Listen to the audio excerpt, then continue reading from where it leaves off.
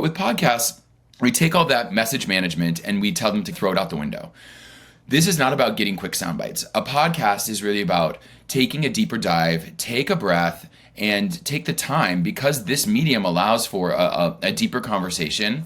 And the best podcasts, especially business podcasts, are when business leaders are able to be a little bit more vulnerable and share that behind the scenes of how things came together. If you think about one of the biggest business podcasts in the world, How I Built This, these founders on How I Built This are sharing intimate parts of their life while they were building their company. And the most interesting episodes are those in which the founders share their struggles when they felt like they were failing. The crazy story about how they almost didn't make payroll the night before they raised their biggest round of funding and became the biggest name in streetwear or whatever their industry is. So we tell them to throw out all of that message management and those short sound bites and come to the table ready to tell stories. Like tactically, I think one of the things that we tell them, and we'll go kind of more into the vulnerability after this, but tactically, it's so important that they're in the right headspace. So I'll often tell our founders, you're having a really bad headspace day.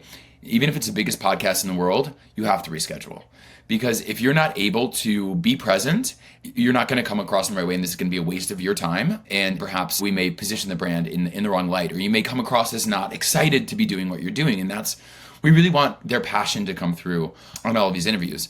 But tactically, what we share to them is make sure you're in the right headspace, get a lot of sleep the night before, make sure you're caffeinated, but not too caffeinated if you drink caffeine, and then try to not spend any time doing administrative tasks that day, and try not to be in spreadsheets or working in deep work, at least for the hour before the podcast.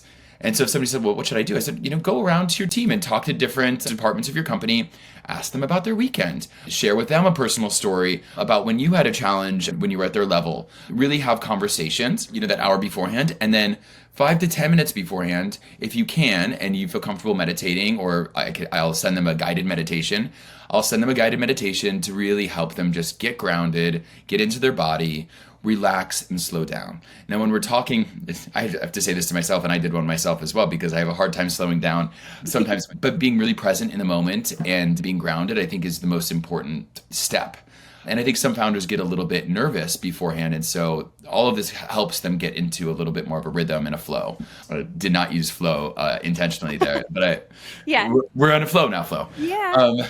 And so prepping is really, really important. Now, part of the prep isn't just emotional and physical and making sure that you're not in a state of fight or flight, that you're super calm, but it's also about the preparation that you do in terms of who you're talking to, the subject matter, and maybe even having some pre-written or some stories that you've thought out beforehand. Before any celebrities go on to a talk show, they often do a pre-interview with the talk show host, and they talk about what stories they're going to talk about, and the talk show host is kind of guiding them on the story and reacting as if they've heard it for the first time, but they actually have had this conversation twice or thrice. So have those stories prepared, even if you don't have an opportunity to do a pre-interview with the host of the podcast. A lot of podcasts will do a pre-interview, will share questions up front, but it's not always the case.